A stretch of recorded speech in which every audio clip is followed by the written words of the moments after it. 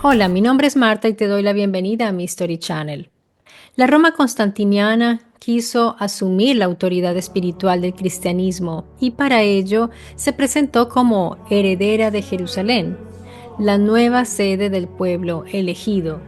Jerusalén representa el origen del cristianismo, pero Roma representa su expansión y universalización. Sin embargo, cuando Roma decidió representar el cristianismo como su religión oficial, no adoptó, entre comillas, el cristianismo original, sino una versión concreta, seleccionada y adaptada a los intereses imperiales. Recordemos que durante los 3 primeros siglos no existía un cristianismo, entre comillas, nuevamente unificado, pues había diversas comunidades y corrientes que seguían las enseñanzas de un hombre llamado Jesús, pero con interpretaciones cada una muy distintas, por lo cual desde mi punto de vista, yo en lo personal, y esto quiero dejarlo claro, no pienso que exista un cristianismo original, sencillamente porque Josué, hijo de José, es decir, Joshua, no pretendía crear una religión nueva. Y eso es lo que yo he visto desde que estoy estudiando a los historiadores que hablan de Jesús como personaje histórico. Constantino, recordemos que necesitaba una religión monoteísta, unificadora y jerárquica, capaz de reemplazar el politeísmo romano y cohesionar al imperio que estaba dividido en ese momento. El cristianismo paulino, centrado en Jesús como Hijo de Dios y en la redención universal, ofrecía ese potencial. Además, Pablo era ciudadano romano, lo cual facilitó extender ese puente entre fe y Estado. En cambio, los grupos gnósticos y judeocristianos eran demasiado heterogéneos, subversivos para ese orden imperial, eran más bien problemáticos para poder realizar desde ese tipo de cristianismo una unión. Entonces, en conclusión, el que le servía a Roma era ese, el cristianismo paulino, es decir, desde el punto de vista de Pablo. Así que Constantino adoptó el cristianismo paulino, que era el más compatible con una estructura estatal y con la figura de un rey celestial reflejada en el emperador. El cristianismo que Roma adoptó y representó entonces fue el paulino niceno, el que convertía a Jesús en hijo de Dios. Centralizaba la autoridad en una iglesia jerárquica y unificaba teológicamente el imperio. Los otros cristianismos, que eran más simbólicos, filosóficos o más semitas, quedaron fuera y de hecho fueron también suprimidos. Por eso hablamos del cristianismo vencedor. ¿Cuál fue el que venció? ¿Cuál fue el que ganó? Porque había varios. Todavía existen rezagos de esos otros cristianismos y hay todavía varias formas de manifestar el cristianismo, pero el vencedor en realidad fue el paulino. Y ahora quiero invitarlos a que se queden hasta el final del video, porque aquí les voy a hablar acerca de las probabilidades de que Jesús haya podido sobrevivir a la crucifixión, si quizás fue enterrado, si resucitó o no. Solo que les voy a pedir una cosa mínima y es un like o un me gusta al final del video si les agrada la información, que dejen su comentario y también que se suscriban si aún no lo han hecho y así se mantendrán actualizados con mis videos. Al final de este video voy a dejar en pantalla una serie llamada El Evento X, donde expuse este asunto con mayor detalle, el asunto de la crucifixión y la posible resurrección, exponiéndoles las teorías más fuertes y fuera de la oficialidad, que dan con mayor detalle, del cual hoy voy a describir porque el tema se extiende muchísimo, entonces, pero Les recomiendo que den clic al final de la pantalla de este video para que los puedan ver y luego pueden regresar. Igual pueden verlos también en el orden que quieran. No significa que no puedan ver este video antes. En el siglo XX, médicos forenses como Pierre Barbet y Frédéric Sugive estudiaron cómo moría una persona crucificada. Ellos coincidieron en que la causa de la muerte sería una combinación de asfixia progresiva, shock hipovolémico y finalmente habría un colapso cardíaco. Según estudios publicados por la American Medical Association, las probabilidades de sobrevivir eran prácticamente nulas. Sin embargo, recordemos algunos detalles. Por ejemplo, el Evangelio mismo dice que a Jesús no le rompieron las piernas como a otros crucificados, y lo que dicen las personas que defienden la versión oficial es que lo hicieron porque ya parecía que estuviera muerto. Sin embargo, vamos a ver algunos detalles interesantes. Por ejemplo, el Evangelio dice que a Jesús no le rompieron las piernas, como si lo hacían con los otros crucificados, y al parecer es porque ya parecía muerto. Ahora bien, recordemos que en los evangelios, antes de la muerte de Jesús, se le ofrece una bebida. Por ejemplo, en Marcos 15:23 dice que no bebió. En cambio, en Mateo 27:34 dicen que probó vino mezclado con hiel y no bebió. Pero en Juan 19:29 al 30 se menciona lo siguiente. Había allí un jarro lleno de vinagre. Empaparon una esponja en este vinagre, la pusieron en una caña de hisopo y se la acercaron a la boca. Cuando Jesús tomó el vinagre, dijo, todo está cumplido, e inclinando la cabeza, entregó el espíritu. Esto es en Juan. Este detalle del vinagre y vino ácido en una esponja es precisamente el punto que da origen a una teoría muy interesante, que es la teoría del narcótico.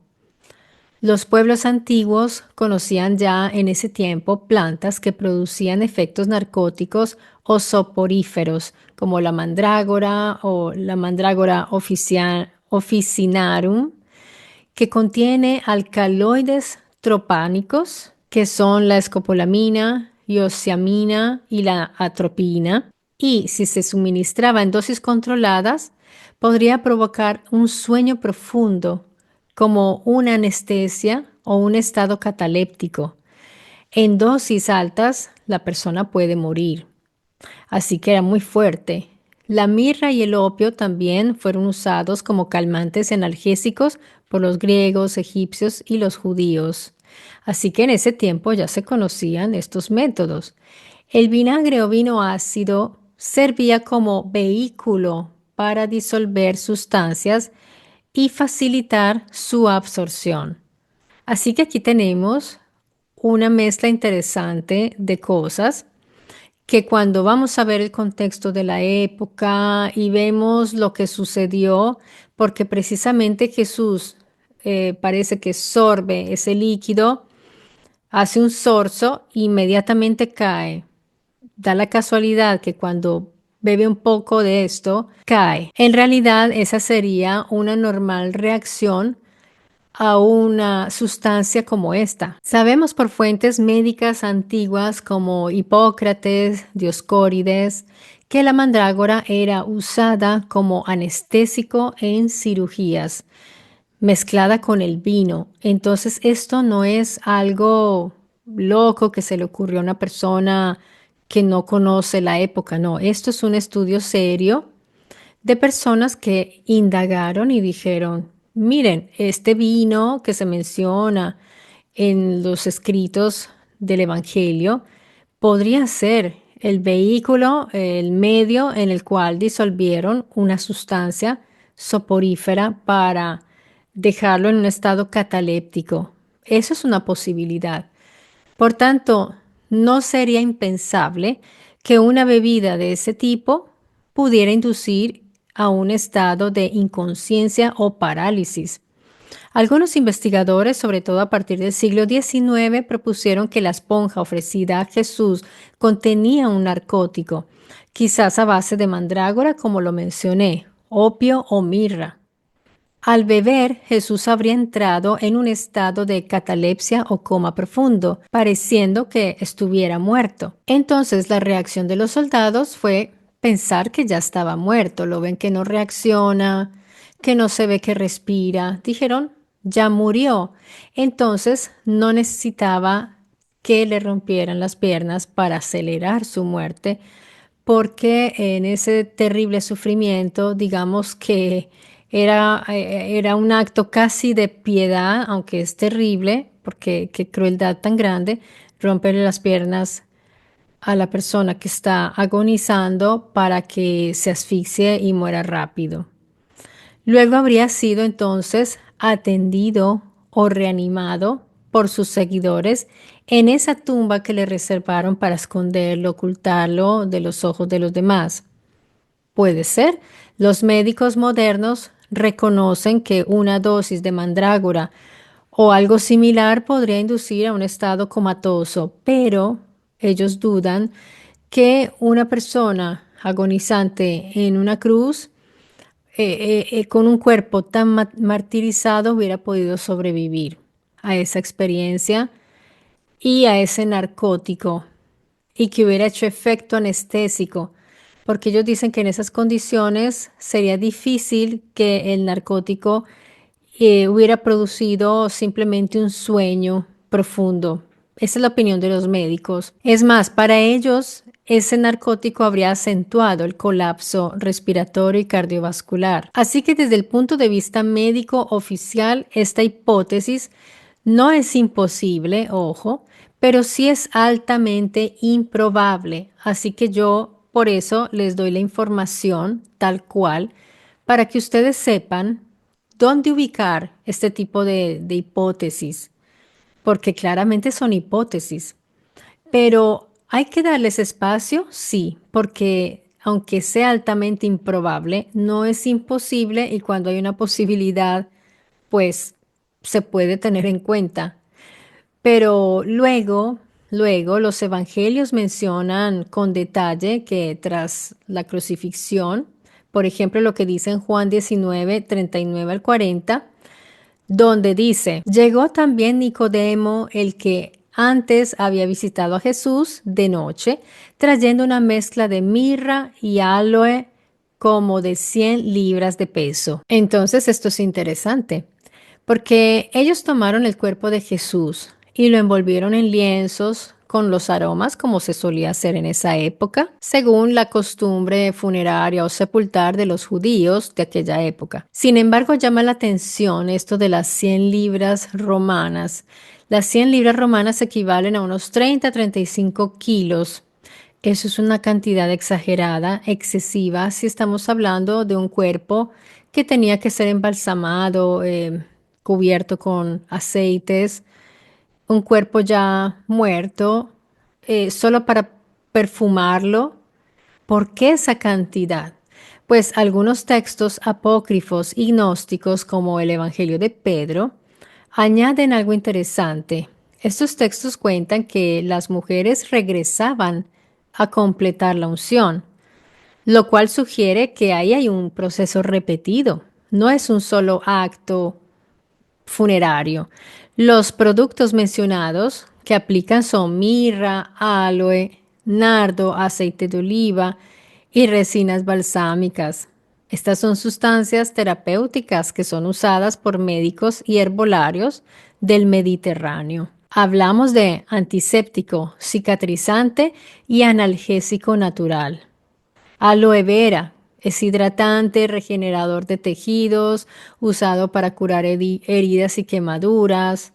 El aceite de oliva y nardo, que es a base de ungüentos medicinales, es un calmante muscular y desinfectante. Las resinas y bálsamos inhiben el crecimiento de bacterias, evitan infecciones. Es decir, aquí estamos hablando de todo un compendio de componentes con propiedades curativas reales.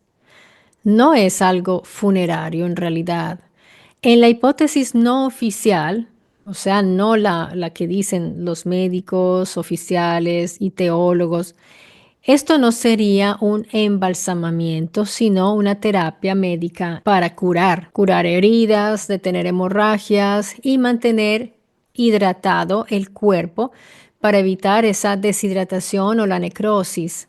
Los evangelios dicen que Jesús fue sepultado apresuradamente antes del sábado porque las mujeres regresaron al amanecer del domingo. Tenían urgencia.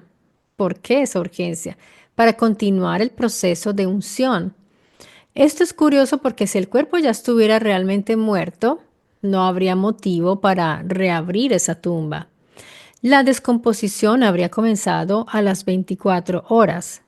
En esta hipótesis, en cambio, la resurrección sería en realidad una recuperación médica interpretada luego como un milagro. Yo diría que aquí hay varias interpretaciones, porque si es un cuerpo tan martirizado, pero recordemos que está esa otra vía que casi no mencionan, que es la vía de que Jesús fuera un hijo de Elohim, porque es que de él se habla como una persona que llegó al mundo de una manera distinta a los demás y se fue también de otro modo.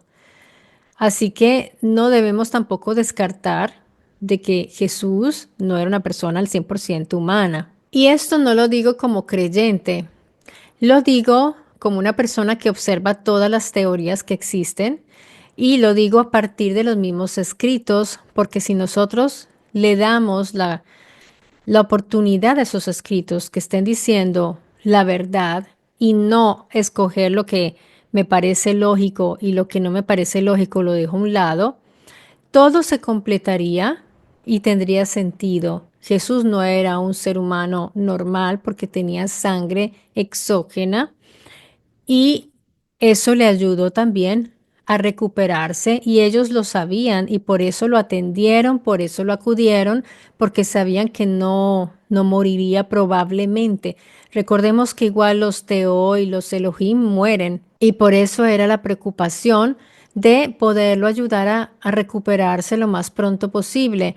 Jesús contó siempre con asistencia de arriba, de los altos lugares de comando, porque le llegaban los malakim a asistirlo. De hecho, hay una escena bíblica cuando ellas llegan y ven a estos dos hombres que están allí, que eran malakim, no eran humanos, y ya no estaba Jesús. A Jesús se lo llevan y él va caminando con dificultad. Todo esto es resumidísimo porque pues este video no habla solo de esto y tengo que avanzar. Por eso les recomiendo la serie del evento X donde estoy detallando todo paso por paso lo que sucedió en la crucifixión, lo que hay en la resurrección, basándome principalmente en la investigación de Mauro Biglino y Francesco Espósito en su libro, en el cual hablan de Jesús y de este evento que ellos llamaron el evento X, que me pareció muy interesante. De modo que esto hay que mencionarlo y no podemos dejarlo a un lado. Para los que ven a Jesús como un humano normal, esto tendría sentido, pero sería más difícil en el sentido humano al 100% que se curara, pero no era imposible, no era imposible. Recordemos que también Flavio Josefo hizo bajar a una persona de una cruz y estaba con vida de manera que logró salvar una persona. Así que no es imposible. Hay personas que han sido sometidas a situaciones extremas y se salvan. Por eso dicen, ay, fue un milagro, pero estamos hablando de personas normalísimas a las que le dispararon por todas partes y se salvaron. Hay personas que han sido enterradas vivas con disparos que todos los pronósticos dirían que debería estar muerta. Entonces sucede. No sabemos si estamos ante un evento especial en ese sentido, pero no, quizás no sobrenatural, en el caso de que Jesús hubiera sido un humano al 100%, pero si Jesús era un híbrido, entonces sí entra, no lo sobrenatural, porque estamos hablando de algo biológico pero de otra naturaleza. Y yo pienso, desde mi humilde opinión, y esto es un pensamiento mío, que este Jesús no era una persona como todos los demás. Él era un híbrido, como lo fue Gilgamesh y como lo fueron otros personajes de los cuales todos piensan que son mitología. Y esa es la diferencia entre lo que yo pienso y lo que piensan los historiadores, que son muy rigurosos, pero hay que basarse en la historia, como nos la muestran los historiadores. Y en esta historia, si quitamos la naturaleza distinta de Jesús, se mantiene esa posibilidad de que se haya salvado. Sí, hay una mínima, mínima posibilidad, pero está. Y esto no le gusta a nadie porque esto cambiaría toda la historia, obviamente, y pues claramente dejaría abiertas otros hilos históricos que nadie quiere ver, pero explicaría el por qué hay una continuidad de ciertas historias que tienen que ver con Jesús. Lo cierto es que los datos textuales permiten pensar que Jesús pudo haber recibido entonces un tratamiento más propio de un enfermo que de un cadáver. En el Evangelio de Juan 19:34 dice, pero uno de los soldados le atravesó el costado con una lanza y al instante salió sangre y agua. Esto es muy importante. Juan es el único evangelista que menciona este detalle. Los otros no. En su contexto, el gesto tendría dos funciones. Una sería verificar la muerte de Jesús, según una práctica romana que lo hacían. Y la otra sería cumplir una profecía bíblica que dice, abro comillas, no quebrarán ninguno de sus huesos. Cierro comillas, este es de Salmos 34:20. Esto se supone que es una profecía acerca de Jesús, así que Juan la pone allí como cumplimiento. Digamos que esto sucedió, que esto en realidad sucedió. Entonces, los médicos forenses como Pierre Barbet, Frederick Zugibe y el equipo de la American Medical Association de 1986 interpretan el episodio como una descripción involuntariamente precisa de lo que es una lesión mortal. Para ellos, la lanza habría perforado el tórax inferior derecho, atravesando el espacio entre las costillas y habría roto el pericardio, que es la membrana que rodea el corazón o el pulmón. El agua correspondería al líquido seroso acumulado en el pericardio o en la pleura que se separa del coágulo de sangre tras la muerte. Al perforarse esa cavidad saldría primero el líquido claro y luego la sangre oscura, como efectivamente describe el texto. Entonces, para esta escuela, el detalle confirmaría que Jesús ya estaba muerto. El corazón no bombea, pero las cavidades están llenas de fluido. Los autores que sostienen que Jesús pudo haber sobrevivido o no haber muerto del todo, como Hugh Schofield y Holger Kersten, y Michael Bagen, Barbara Thiering, no son pocos, e incluso algunos textos esotéricos se van a añadir a este pensamiento. Textos esotéricos antiguos interpretan este episodio de forma distinta a la oficial. Ellos argumentan que el texto no dice que la lanza atravesó el corazón en ningún momento, sino simplemente el costado, y esto es cierto. Ahí se habla del costado. El costado puede ser cualquier parte del costado, no el corazón. En los métodos romanos, la verificación solía hacerse sin intención de destruir el cuerpo, a veces solo perforando el músculo intercostal o el abdomen. Si el soldado clavó la lanza en un ángulo no profundo, podría haberse liberado líquido pleural o seroso, pero sin causar muerte inmediata. En esa lectura, el líquido no sería signo de muerte, sino de edema pulmonar o derrame pleural compatible con un cuerpo aún vivo, pero colapsado. Wow, esto es terrible porque estamos hablando de un cuerpo, de una persona, tremendo. Qué crueldad. En medicina, la presencia de sangre que fluye implica actividad circulatoria residual o presión interna. Por eso algunos que ven tienen un punto de vista distinto al oficial, sostienen que si la sangre brotó visiblemente, no estaba coagulada. El corazón aún podía estar latiendo débilmente, pero aún vivo, o el cuerpo mantenía cierto calor interno.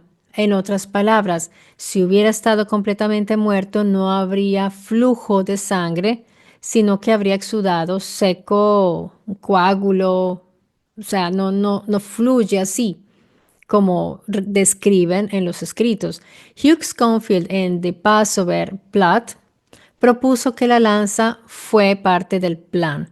Para él ahí hubo algo organizado. Esto es totalmente especulativo, claro que sí, pero también esta teoría existe. Según esta persona, el soldado, quizás sobornado o por compasión también, porque no quiere decir que los soldados eran de piedra, habría simulado la verificación de la muerte sin infligir una herida fatal.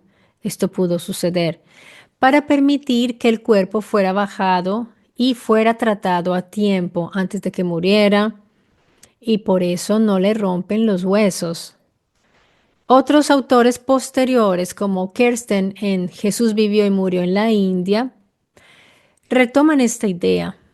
La lanza no buscaba matar, sino certificar la muerte ante los testigos, dando tiempo a José de Arimatea para actuar. Recordemos que José de Arimatea era una persona importante y tenía influencias, tenía dinero, o sea, no era cualquiera, entonces pudieron ponerse de acuerdo y así él se lo podía llevar inmediatamente para hacerlo tratar. Si la lanza perforó esa zona, saldría una mezcla de suero y sangre fresca, lo que a los ojos de un testigo podía parecer agua y sangre.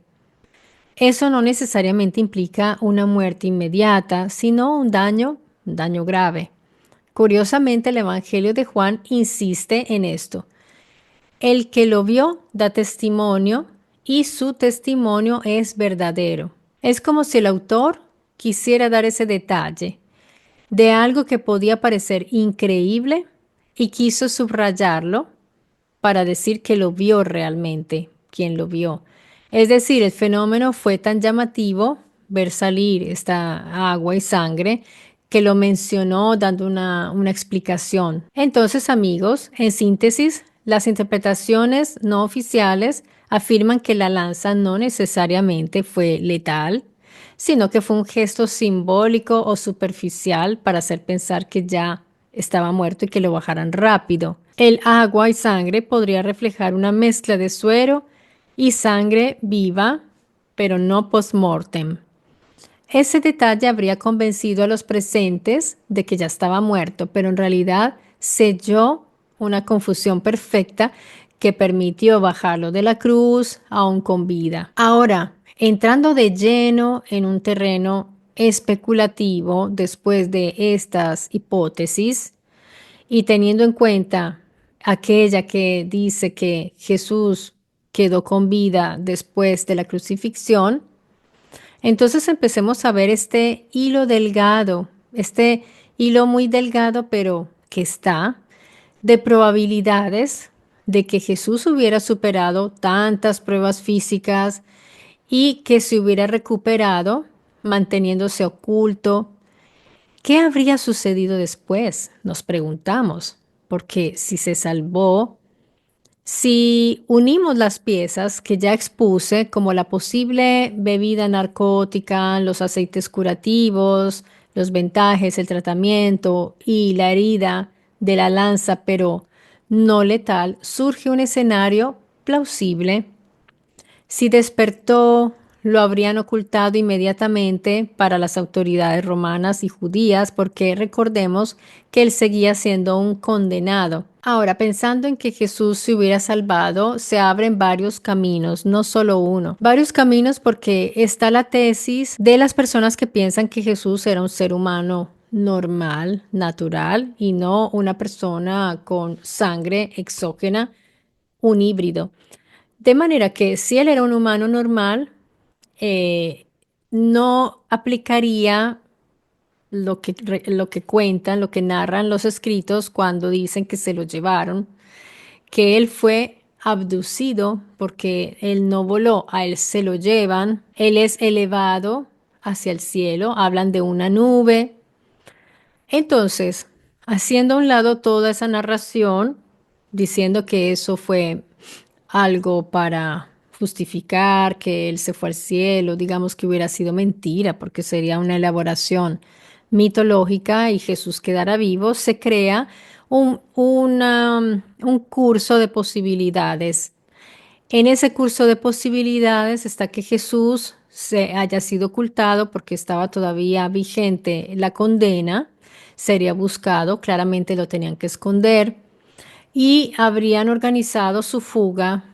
Entonces allí vienen todas esas líneas teóricas de que Jesús se fue a la India o a Egipto. Hay varias líneas que ya voy a mencionar, pero no quiero nunca que nos olvidemos de esa otra que sí tiene en cuenta toda la narración, sí la incluye toda, sin desechar nada, que es la de un Jesús híbrido, no totalmente humano. Ahí sí entra entonces la idea de que él se recupera, él se cura, llegan estos malak, lo toman cada uno o lo ayudan a salir por sus propios medios del lugar y luego él se despide de sus más allegados y ven como esa nube, ese objeto, se lo lleva y se va. Allí sí entra toda esa narración que está en la Biblia, que es considerada como mitología pura y dura por los historiadores. Los creyentes lo ven de un modo espiritual, la nube que se fue de todas maneras en carne y hueso y después no sé cómo justifican dónde dejó el cuerpo, porque el problema para los que son de pensamiento espiritual, creyente, teológico, es que él se va en el cuerpo y después, no sé, lo habrán desintegrado, qué habrán hecho con ese cuerpo, ni idea. En mi línea hipotética es que él se va como se van, como se fueron otros y como se van todavía personas que son abducidas, algunas las vuelven a traer con aparatos, operaciones, algunos pocos que han narrado historias verificables, los otros, algunas personas pueden tener también problemas de algún tipo y pueden inventar historias, pero yo pienso que entre muchas historias que han sido creadas por las personas quizás en su mente o están confundidas, sí hay historias reales. Y no solo seres humanos, animales también han sido abducidos, luego los encuentran por ahí. Eso ha sucedido, algunos casos han sido documentados. Jesús sería uno, a él se lo llevaron, pero digamos que Jesús era un humano, sigamos con esa línea, que él era un humano 100%, dejemos a un lado esa versión de los exógenos y de los individuos que dieron origen a este linaje. Entonces vemos que hay varias versiones. Está la versión tradicional que el cuerpo desapareció porque resucitó. Esa es la tradición. Está la versión racionalista donde se narra que fue retirado secretamente por sus discípulos para evitar que hicieran algo malo con el cuerpo o por José de Arimatea. Y está esa versión que les he estado aquí exponiendo, que es la naturalista, que Jesús mismo salió auxiliado. Él se cura, él logra curarse, se recupera y luego se va porque sabe que será perseguido. No pueden verlo, no pueden saber que está vivo. Entonces, la idea de su supervivencia, aunque ha estado marginada por la teología, sí ha sido explorada por varios autores desde el siglo XIX, que rastrean tradiciones y documentos antiguos que apuntan a que Jesús pudo haber sobrevivido y haber huido al extranjero. Esta es la teoría que les he ido mostrando, no dejando de mencionar esa otra que habla de que Jesús no era humano al 100%, pero en esta que les estoy exponiendo aquí es un Jesús humano 100%. Ese Jesús humano huye al extranjero. Algunos textos gnósticos y tradiciones coptas sostienen que fue llevado a Egipto, donde había comunidades que ya lo consideraban maestro. Pero ojo, porque los gnósticos también tienen su idea de Jesús como está encarnado aquí, fue encarnado como un humano, pero dentro de él había un cuerpo espiritual y, en fin, él es parte de la divinidad buena. Entonces, los gnósticos tienen su visión y ellos piensan que él se fue a Egipto. Egipto además era una zona segura que estaba fuera del control romano directo sobre Judea. Otros sugieren que se refugió en Siria, lo que explicaría por qué los primeros grupos cristianos florecieron justo allí, en Damasco y Antioquía. Bueno, eso no prueba nada, pero digamos. Pablo menciona repetidamente esa región y hay tradiciones locales que señalan a un hombre santo venido de Jerusalén. Esto es interesante. ¿Quién era ese hombre santo venido de Jerusalén? Y que instruyó a los primeros creyentes. Y Holger Kersten da a conocer esta versión en su obra Jesús vivió y murió en la India en 1983, que combina textos islámicos, budistas y leyendas locales. Se crean tradiciones allí. Según ella, Jesús viajó hacia el este tras su recuperación, siguiendo antiguas rutas comerciales. Llegó a Cachemira, en la actual India, donde se estableció como maestro bajo el nombre de Jus Asaf. En Srinagar existe un santuario llamado Rodsaval, que la tradición local identifica como su tumba. Esta tradición también está recogida en crónicas sufíes de los sufis y documentos tibetanos antiguos. Así que vean cómo se crean estas tradiciones, hay que seguirle la pista por qué se formaron estas tradiciones. Aunque no hay pruebas arqueológicas directas, el paralelismo, de todas maneras, entre el relato de Yusuf y la figura de Jesús, pues es sorprendente. En esta línea, algunos autores como Baigen Lake y Lincoln, en el Enigma Sagrado, especulan que Jesús pudo haber estado casado con María Magdalena, lo cual pues era normal para un rabino judío del primer siglo. Esta es una línea que lleva a Jesús hacia ese lugar en Cachemira. Por otra parte, la tradición que afirma que María Magdalena huyó embarazada de Jesús y dio origen a un linaje es una de las ramas más fuertes y persistentes del cristianismo esotérico y medieval, aunque no tiene un respaldo documental en las fuentes del primer siglo, pero ha sido fuerte. La idea de que María Magdalena fue esposa compañera íntima de Jesús no aparece en los evangelios canónicos, pero sí en textos gnósticos del siglo segundo y tercero, que fueron hallados en Nag Hammadi. El Evangelio de Felipe, por ejemplo, dice que Jesús besaba a María en la boca y la llamaba koinonos, es decir, compañera. Esto ha sido discutido, aquí no estoy diciendo que esto significara que eran marido y mujer, pero pues hay que tenerlo en cuenta porque es bastante diciente, diría yo. El Evangelio de María muestra a Magdalena como discípula preferida y depositaria de un conocimiento que los otros apóstoles no comprendían. A partir de estos textos, algunos investigadores como Weigand, Leigh y Lincoln en El Enigma Sagrado dedujeron que esa unión pudo ser literal y que Magdalena habría quedado embarazada antes de la crucifixión. Las leyendas medievales occidentales cuentan que tras la muerte de Jesús, María Magdalena, José de Arimatea y algunos seguidores zarparon desde Palestina. Llegaron a la costa de Provenza, ahí en Sainte-Marie de la Mer, donde Magdalena habría dado a luz a una hija llamada Sara.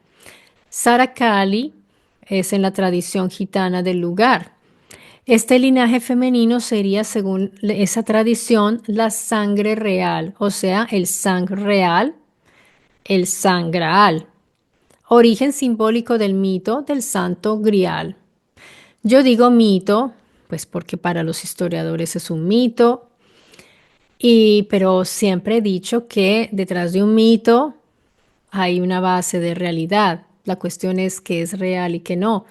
En la Edad Media, monjes, trovadores y órdenes como el Priorato de Sion, que ya les he hablado aquí, les he dicho que fue declarada como una falsa leyenda, el Priorato de Sion. El autor francés Plantard dijo, sí, yo mentí, hice esto y me burlé de todos, no era real. Y también están los templarios que reinterpretaron esa historia como la existencia de una descendencia espiritual o dinástica de Jesús custodiada en secreto en el sur de Francia. Y hay un lugar que es un lugar de peregrinaje donde las personas van y hace mucho tiempo van allí y se asume que allí estuvo María Magdalena, que vivió en esa cueva, que curaba a las personas del valle, de ese lugar. Es una tradición fuerte, no es cualquier cosa. En todos los casos, se sugiere que habría pasado por los merovingios, esa antigua dinastía franca. Los historiadores serios reconocen que no hay evidencia arqueológica ni documental del viaje de Magdalena y tampoco de una hija llamada Sara, aunque yo alguna vez indagando encontré que posiblemente está la tumba. Tendríamos que retomar nuevamente esa historia porque últimamente estoy hablando acerca de las logias, hemos pasado hacia el Santo Grial. Y ahora estamos hablando sobre la llamada Sagrada Familia y todo esto es interesante tratarlo porque aunque podamos verlo como novelas interesantes escritas por autores, de todas formas hay elementos que llaman mucho la atención en estas historias y que les he ido dando a conocer en esta serie de videos y continuaremos porque donde haya algo de verdad, ahí tenemos que poner los ojos. Si vemos que todo es inventado, sin sustento, pues simplemente se lo dejamos a los escritores de novelas o de ciencia ficción. Pero es interesante cómo se van hilando historias y que estas organizaciones llamadas logias secretas sí, estas organizaciones han sido de una cohesión muy fuerte, han existido y son reales, no son cuestiones teóricas, son reales porque están documentadas. Además que desde muy temprano ha existido ese culto a la María Magdalena en Provenza. Me llama mucho la atención. Tan lejos de Jerusalén, en Francia, aquí en Europa, y una tradición oral muy viva, que además influyó en el arte, la alquimia y la mística templaria. En este punto, yo me hago una pregunta para poder concluir este documento.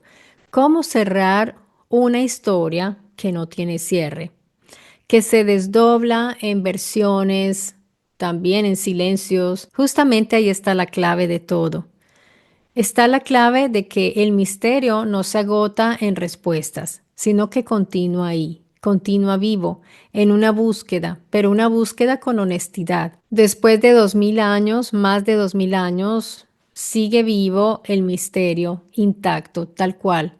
Hay tumbas, reliquias, teorías sobre linajes, todo parece como fragmentos de una historia que no quiere terminar nunca. Y siempre cuando quiero concluir un video de alguna investigación que está en curso todavía, me doy cuenta que no se puede concluir. Simplemente sigue abierta la puerta o muchas puertas, porque siempre vemos que se van abriendo siempre nuevos caminos de investigación. No es sencillo, pero eso es emocionante realmente, poder ver cuáles son todas las posibilidades si este personaje llamado Jesús no hubiera muerto. Si murió realmente Jesús, todo queda allí. Simplemente murió como cualquier otro. De hecho, aunque hubiera sido un hijo de un Elohim, él también moriría, tarde o temprano moriría. Y al morir, pues no sabemos qué sucede. Hay personas que piensan que sale el espíritu, se va a otros lugares, en fin. Yo eso no lo puedo ya confirmar. Para mí el camino llega hasta ahí, el camino de la investigación, porque lo demás ya es netamente especulativo, sin ningún fundamento, a menos que encontremos seres que se hayan ido y que nos puedan informar directamente y se puedan presentar. Entonces ahí podemos decir que sí está ese más allá. Las personas, bueno, no quiero entrar en ese tema aquí porque estamos hablando específicamente de Jesús como personaje histórico y de quien se han realizado tantas versiones y tantas teorías. Teorías como que se fue a otros lugares y que continuó, pero después, ¿qué sucedió? ¿Por qué no se habló más? ¿Por qué los historiadores no siguieron hablando de eso? Realmente se ocultó tan bien que no, que se perdió ese rastro. ¿Por qué lo ubican en distintos lugares? Porque quizás hubo otros maestros que se parecieron, quizás heredaron esa tradición y la continuaron, pero no quiere decir que fueran él. Quizás sí sucedió lo de el linaje, quizás él sí tuvo a María Magdalena como su pareja, que es algo que no me parece extraordinario ni escandaloso, y quizás sobrevivió una descendencia. Eso es una posibilidad que está ahí y de ahí surge toda esa tradición de los templarios, del Santo Grial y de esa descendencia de los merovingios, algo que protegían, el secreto protegido por los cátaros, que no deja de ser interesante. Y pienso que hay que mirar todo esto, a ver qué se puede extraer de esto que pueda ser posible, porque hablamos de probabilidades y no podemos hablar al 100% de verdades, porque si no vemos documentos, si no tenemos el ADN, si no...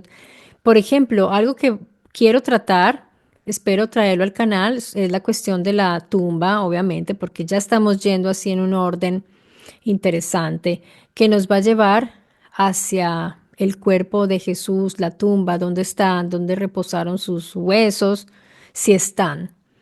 Y hay personas que dicen que está ahí en Jerusalén, otros, bueno, hay réplicas por ahí de esa tumba.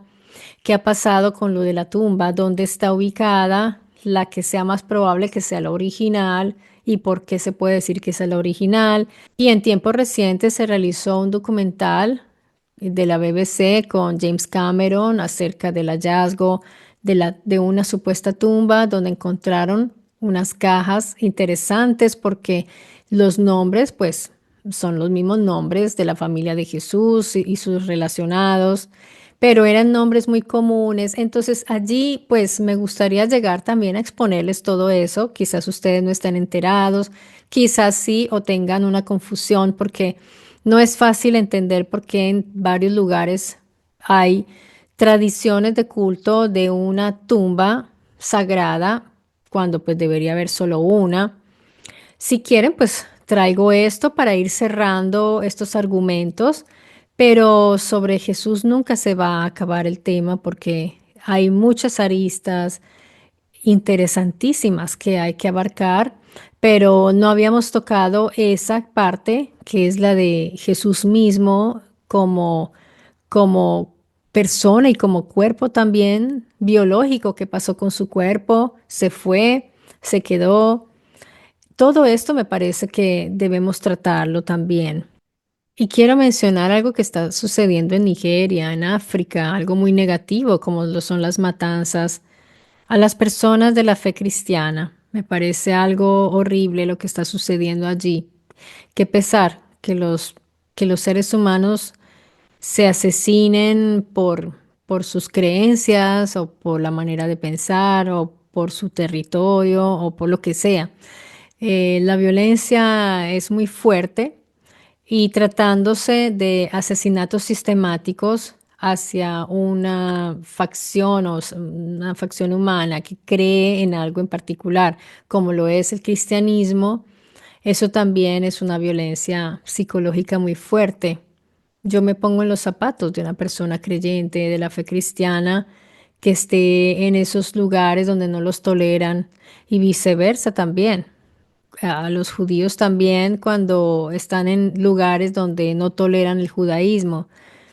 Y lo mismo los musulmanes. Yo, por ejemplo, que no estoy para nada de acuerdo con ninguna religión en realidad, pero que veo el Islam como algo realmente peligroso, pero eso no me impulsa a irle a hacer daño. La gente no debería hacerse daño por sus creencias o por su manera de pensar.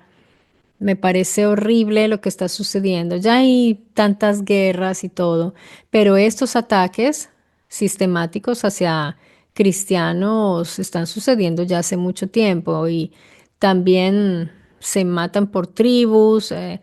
Es una violencia creciente en este momento. Esperemos que logre haber un equilibrio pronto porque está yendo como siempre a un deterioramiento, a un deterioro de la cordura, sinceramente, y pues lo siento mucho por esas personas, de verdad, por todos aquellos que están siendo perseguidos por su fe, por su religión, lo siento de verdad, porque eso tiene que ser horrible. Yo en este momento soy libre de no creer en nada. A mí nadie me está persiguiendo, nadie me está amenazando por no creer. ¿Por qué sucede esto? Porque vivo en un país donde permite esa libertad. Aquí, por ejemplo, está gobernando en este momento, la ministra es Giorgia Meloni, que es una persona que ya ha decidido tomar parte para la defensa de sus tradiciones, cosa que estoy totalmente de acuerdo porque la gente quiere defender sus tradiciones, aunque esto no debería pasar porque las tradiciones o lo que quieran creer las personas no debería ser atacado. No sé por qué eso se ve y menos de personas que llegan de otros lugares y que pretenden cambiar las tradiciones y creencias de las personas del sitio. Yo, por ejemplo, que no creo en nada, no estoy imponiendo eso aquí. No es que yo voy y me ofendo por ver un crucifijo. No me ofende nada, no me interesa. Pero cuando estamos adoctrinados bajo creencias, pues atacamos las otras creencias. Yo no tengo ninguna creencia, me da igual que la gente crea o no. Y me parece magnífico cuando las personas me hablan de su fe con tanta felicidad. Digo, bueno, le está haciendo bien su fe, qué bueno, es positivo para esa persona. Yo vivo en un país que es católico, pero es laico. Aquí el catolicismo es la institución por excelencia. Está Roma, donde está la sede central del catolicismo, pero no siento presiones de tener que ser católica o de tener que adorar a algo o a alguien en especial. Nadie viene a mi casa a amenazarme porque no creo en nada. O sea, y tampoco soy atea. Entonces, ¿por qué?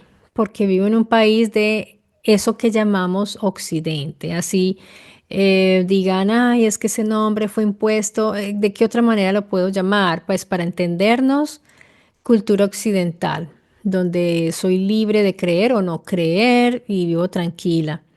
Pero vayan ustedes a lugares donde ese pensamiento teológico es lo que prima, lo que gobierna, donde los que mandan, así sean dictadores o lo que sea, son fanáticos de alguna religión o de alguna ideología, de la que sea, porque el socialismo puede ser ateo, pero eso es otro tipo de religión y se crean otro tipo de religiones, el culto al líder, el culto al mismo gobierno, el culto a la nación, todo lo que sea culto así fanático, pues es perjudicial.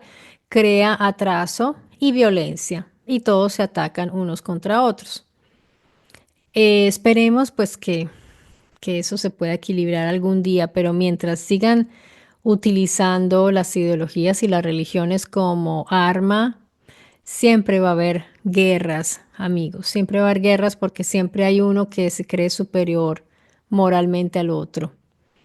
De manera que pues toca tratar de estar fuertes del modo que cada uno lo pueda hacer y tratar de mantener la mente tranquila y equilibrada en lo mayor posible. Hagamos lo que nos gusta hacer, leamos mucho o caminemos, hagamos las cosas que nos gusta hacer porque este mundo no es todo negativo ni es todo solo guerras y si tenemos que desconectarnos un poquito de internet, hagámoslo para mayor tranquilidad mental, hagámoslo o vean videos bonitos y no que los llenen de negatividad.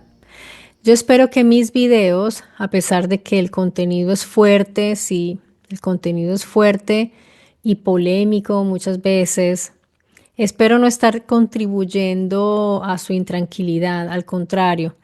Por eso pienso que este video, que este canal, así como mi libro que se publicará dentro de poco, no es para todo el mundo, porque seguramente hay personas que mejor que estén alejadas de ciertos temas y busquen temas que los mantengan más tranquilos y como menos estresados de pronto, ¿no? Eso es lo que yo digo. Estoy hablando en contra de mis propios intereses, pero es que a mí lo que me interesa es que las personas estén bien. Y cuando yo les digo, queridos amigos, les mando un abrazo, cuídense mucho, lo hago con total sinceridad, no es un protocolo. Lo repito en cada video porque espero que les llegue de verdad al corazón. Un beso grande a todos y hasta pronto amigos aquí en mi Story Channel.